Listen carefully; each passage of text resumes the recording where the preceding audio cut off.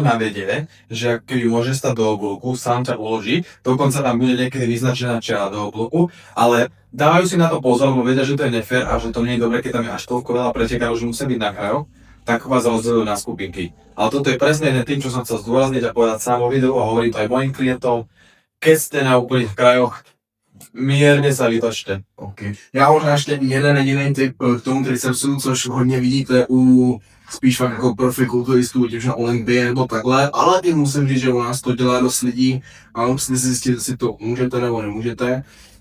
Ideálně je to v tom případě, pokud teda máte popečenou tu přední nohu a já když nejdřív jdu ten side chest, přecházím do toho tricepsu, a už je to takový, že dlouho tam jste zvlášť u té dlouhou, že tedy šikmi už samozřejmě nemůžete, když to několikátý kolo. A já si odpočívám v té poze, že nahazuju takhle tu nohu. A v tom trošičku samozřejmě pořád musíte mačkat břicho, ale už tam nejde nuda stát zvlášť do těch jako šikmých. A že tam jste jako zlomený, prostě není to příjemný. Takže tímhle styl si můžete vlastně i malinko odpočinout, samozřejmě musíte vědět, jak vám tam má sluší, jestli tam propnete, ukážete čistě ty hlavy, ty kvadráky, nebo jestli třeba pokrčíte, vytočíte, ukážete zase ten vlastně krejčák.